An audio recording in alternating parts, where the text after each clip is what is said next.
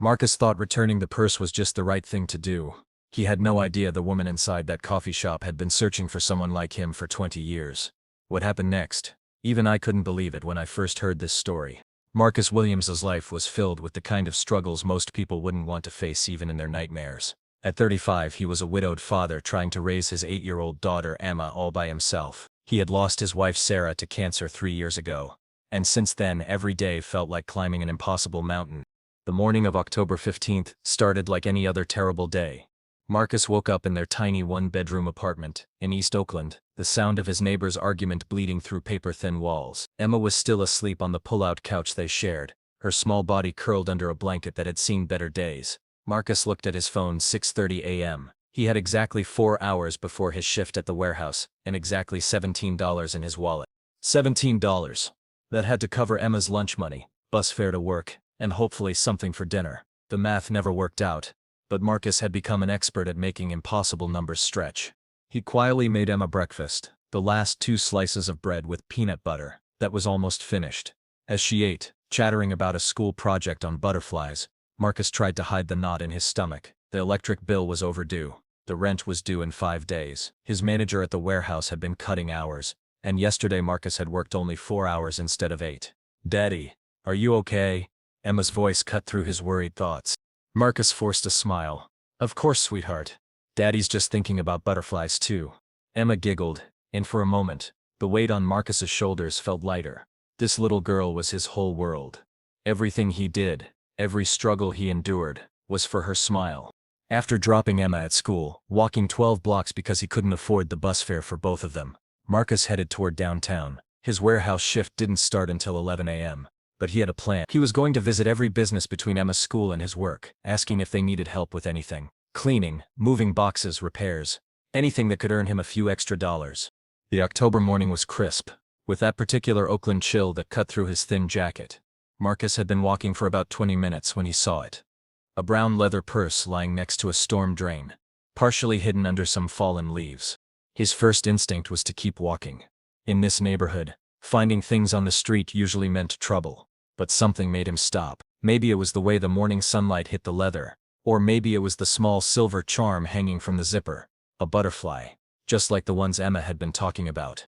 Marcus looked around. The street was empty except for a few cars passing by. He bent down and picked up the purse. It was heavy, much heavier than he expected.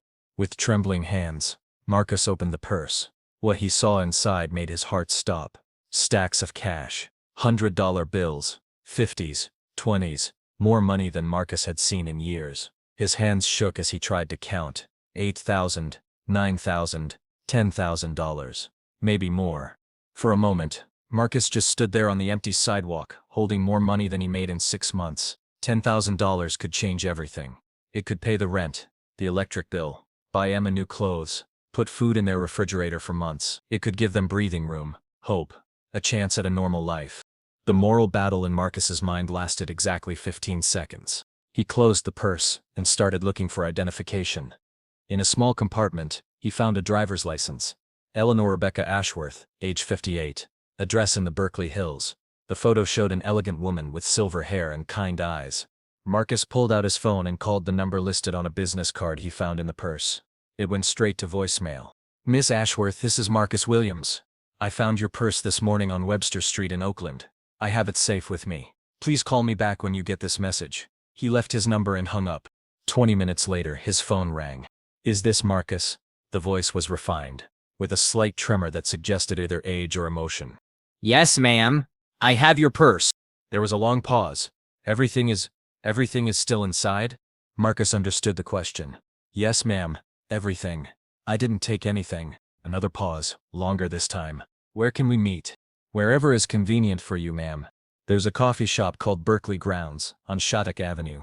Do you know it?" Marcus didn't, but he wasn't about to admit that. "I'll find it."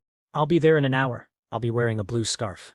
The bus ride to Berkeley cost Marcus $3 he couldn't afford, but he didn't even consider asking Eleanor to meet him somewhere closer. This woman had lost $10,000, the least he could do was make the return convenient for her. Berkeley Grounds was the kind of coffee shop Marcus had never set foot in before. Everything was polished wood and exposed brick. with the smell of expensive coffee beans in the air. The customers looked like they belonged in magazines.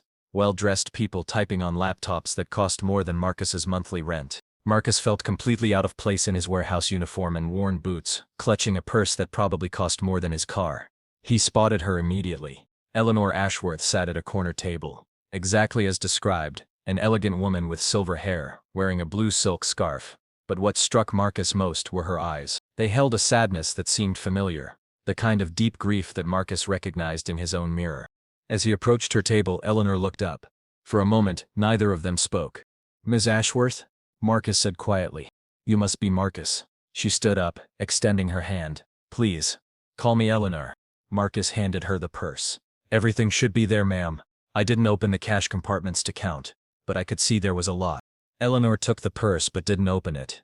Instead, she kept looking at Marcus with an expression he couldn't quite read. "Sit down, please," she said. "Oh, I don't want to take up your time. I just wanted to return your purse." "Please, sit." Marcus hesitated, then sat down across from her. Eleanor opened the purse and quickly checked the contents. Everything was there.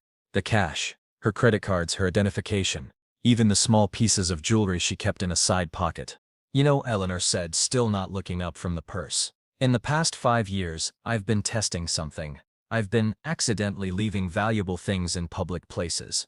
Purses with cash, jewelry, even a watch once. Do you know how many people have returned them?" Marcus shook his head. "You're the first."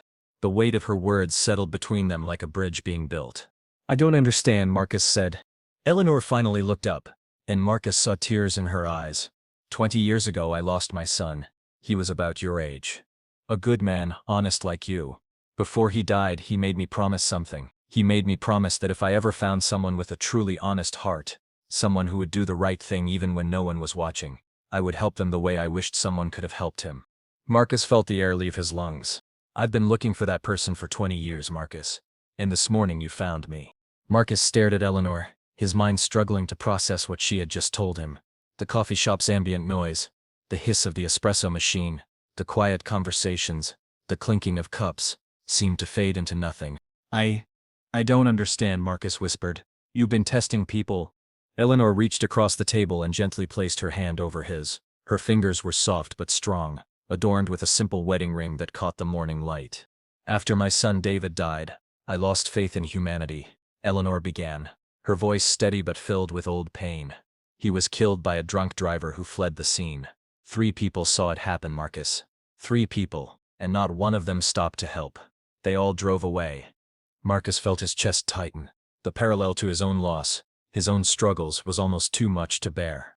David was coming home from his job at a community center where he taught kids computer skills for free.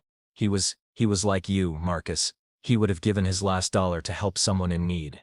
Eleanor's voice cracked slightly. When the police finally found him 2 hours later, he was alone. He died alone. "I'm so sorry," Marcus said, and meant every word. Eleanor nodded, wiping away a tear that had escaped.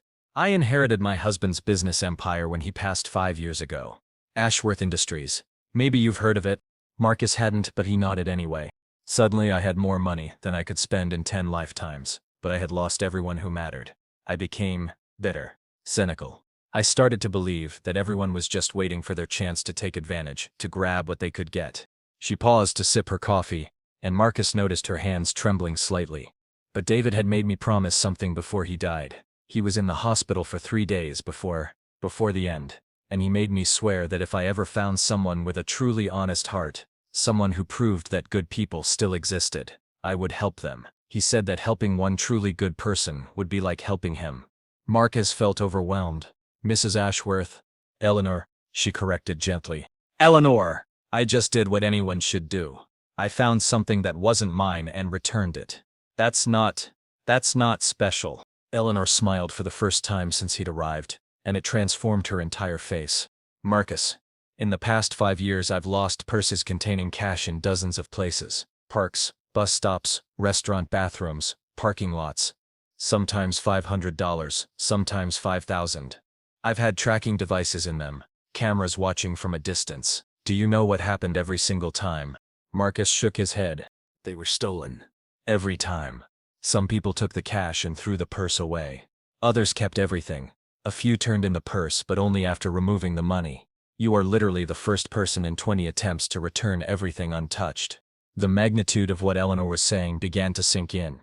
Marcus thought about that moment on the street when he'd seen all that cash. He thought about his empty refrigerator, his overdue bills, Emma's worn-out shoes. I almost kept it, he admitted quietly. For about 15 seconds, I thought about how much it would help my daughter and me. But you didn't. No, because it wasn't mine. Eleanor leaned back in her chair, studying him with those intelligent, sad eyes. Tell me about your daughter. And so Marcus did. He told Eleanor about Emma's bright smile and her fascination with butterflies. He told her about Sarah's long battle with cancer, about the medical bills that had destroyed their savings, about his struggle to be both mother and father to a little girl who deserved so much more than their tiny apartment and peanut butter sandwiches. He told her about working double shifts at the warehouse, about walking 12 blocks to save bus fare, about lying awake at night, wondering how he was going to make rent. He told her about Emma's upcoming birthday, and how he had been saving every penny he could find, hoping to buy her the butterfly book she'd been wanting. Eleanor listened without interrupting, and Marcus found himself sharing things he had never told anyone. There was something about this woman, this stranger who had become something more in the span of an hour, that made him feel safe to be vulnerable. How much do you make at the warehouse? Eleanor asked, when he finished. When I get full hours, about $1,200 a month, but lately, it's been less. Eleanor was quiet for a long moment, seemingly lost in thought. Marcus, I want to make you an offer, but I need you to hear me out completely before you respond. Okay? Marcus nodded, though his stomach was churning with anxiety. I own a chain of community centers across the Bay Area, places where kids can go after school, where families can access resources, where people can learn job skills. David started the first one before he died, and I've been expanding it in his memory. She pulled out her phone and showed him pictures. Beautiful, modern facilities filled with children laughing, adults learning at computers, families eating meals together. I need someone to manage the newest center in Oakland, someone who understands struggle, who knows what it means to need help, who would treat every person who walks through those doors with dignity and respect. Marcus's heart began to race. The salary is $60,000 a year, plus full health benefits for you and Emma. There's also a small apartment above the center, nothing fancy, but it's clean and safe, and it would be yours rent-free. $60,000. Marcus tried to do the math and couldn't. It was more money than he had ever imagined making.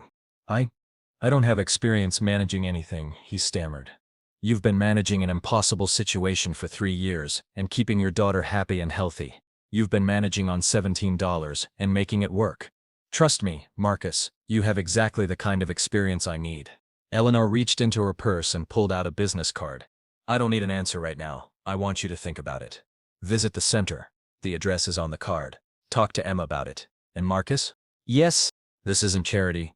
This is me honoring a promise to my son by recognizing something rare when I see it. You have a gift, Marcus Williams. You have integrity in a world that's forgotten what that word means. Marcus looked down at the card. Ashworth Community Centers, Oakland location, 2847 International Boulevard. There's one more thing, Eleanor said softly. David's birthday is next week. He would have been 36. I always visit his grave on that day, and it's always been the hardest day of the year for me. She paused, and Marcus could see her gathering courage. Would you and Emma consider having dinner with me that evening? I know it's a strange request from someone you just met, but… Yes, Marcus said without hesitation. We'd be honored. Eleanor's eyes filled with tears again, but this time they looked different. They looked like hope. There's something else, Marcus.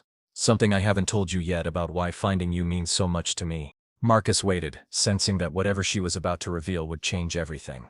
The purse you found this morning? I didn't lose it by accident. I placed it there specifically in that exact spot because… Eleanor's voice broke, and she had to take a moment to compose herself. Because that's where David was found 20 years ago. That storm drain on Webster Street. I've been leaving purses there every few months for 5 years, hoping that someday, someone like David would find one, and prove to me that people like him still exist in this world. The coffee shop seemed to spin around Marcus. The weight of coincidence, of fate, of something larger than himself pressed down on his shoulders. You found my son's spirit, Marcus. And in doing so, you found me. 3 months later, Marcus Williams stood in the main hall of the Ashworth Community Center, watching Emma help a group of younger children with their butterfly art project. The transformation in both their lives felt like something out of a dream he was afraid to wake up from. The center was everything Eleanor had promised, and more. located in a renovated warehouse in East Oakland. It buzzed with life from morning until evening. Children came for after-school programs. Adults attended job training workshops. Families gathered for community dinners. The small apartment upstairs had become the first real home Marcus and Emma had known since Sarah's death. But perhaps the most remarkable transformation was in Eleanor herself. "Daddy, look." Emma's voice rang out across the hall. She was holding up a painting of a monarch butterfly, its wings painted in brilliant oranges and blacks. "Mrs. Eleanor taught me how to make the wings look real." Marcus smiled, watching Eleanor kneel beside his daughter, her face animated as she pointed out details in the painting. The grief-stricken woman he'd met in the coffee shop had gradually given way to someone Marcus barely recognized, someone who laughed easily, who seemed to rediscover joy in the simplest moments. "She's really good at this," said Maria Santos, one of the center's volunteer coordinators. "Eleanor. I mean, with the kids. It's like she was born for it." Marcus nodded, but his attention was drawn to something else. In the 3 months since he'd started managing the center, he'd noticed Eleanor's behavior becoming increasingly deliberate. She would arrive early and stay late, often helping with programs she had no official role in. She attended every community dinner, every children's event, every adult graduation ceremony. At first, Marcus had attributed it to her commitment to the center's mission. But lately, he'd begun to suspect something deeper. "Marcus?" Eleanor's voice interrupted his thoughts. She was walking toward him, Emma skipping alongside her, butterfly painting in hand. "The painting is beautiful, sweetheart," Marcus told Emma, who beamed with pride. "Mrs. Eleanor says I can enter it in the city art contest next month," Emma said excitedly. "And she says if I win, we can donate the prize money to help other kids take art classes." Marcus felt his chest tighten with pride. Even at 8 years old, Emma was developing the same generous spirit that had gotten them into this situation in the first place. "Eleanor, can I talk with you for a minute?" Marcus asked. "Of course." "Emma, why don't you show your painting to Mrs. Santos?" As Emma ran off, Eleanor and Marcus walked toward his office, a small but comfortable space overlooking the center's main activity area. "I wanted to talk to you about something," Marcus began, then hesitated. "How do you ask someone if they're secretly living vicariously through your family?" "You've noticed," Eleanor said simply. "Noticed what?" Eleanor sat down across from his desk, and for a moment, she looked exactly like the woman he'd first met, sad, vulnerable, searching.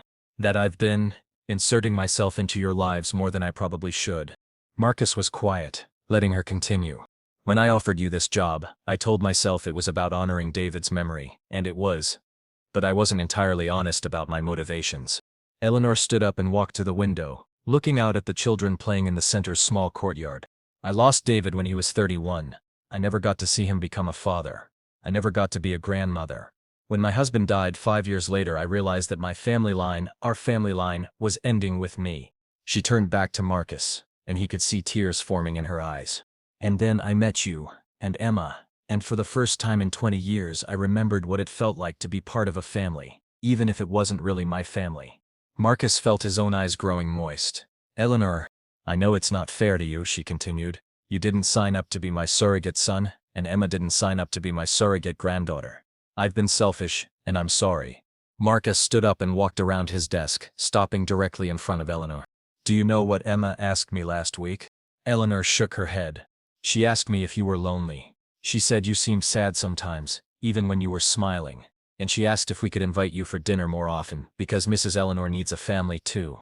Eleanor's composure cracked and tears began flowing freely down her cheeks. "She's 8 years old, Eleanor, and she figured out something that took me 3 months to understand. You weren't inserting yourself into our lives. You were trying to build a new life that included all of us. Marcus, I don't want you to feel obligated." "Obligated?" Marcus laughed, but it was a gentle sound. "Eleanor, do you know what you've given us? It's not just the job, or the apartment, or the financial security, though God knows we needed all of that. You've given Emma a grandmother figure who loves art and science and tells the most amazing bedtime stories. You've given me hope that family doesn't have to be just blood relatives." Eleanor was sobbing now, 20 years of grief and loneliness pouring out of her. "When Sarah was dying," Marcus continued, "she made me promise that I would find a way to give Emma the extended family she deserved. Aunts and uncles and grandparents who would love her unconditionally. I thought that was impossible. But maybe Sarah knew something I didn't." "What do you mean?" Marcus took Eleanor's hands in his. I mean, maybe you finding that purse exactly where David died wasn't a coincidence. Maybe it was Sarah and David working together to make sure Emma got her grandmother and you got your family. Eleanor's sob turned into something between a laugh and a cry. Do you really believe that? I don't know what I believe about life after death, Marcus said honestly, but I believe in the power of love to create miracles. And I believe that sometimes the universe conspires to heal broken hearts by bringing them together. Eleanor squeezed his hands. There's something else, she said. Something I've been wanting to ask you, but I wasn't sure how. What is it? Next month is the 5-year anniversary of my husband's death. It's also when David's trust fund fully transfers to me, money he had set aside for his future children. Eleanor paused, collecting herself. I want to establish a college fund for Emma, a full scholarship fund that will cover everything. Undergraduate, graduate school, whatever she wants to pursue.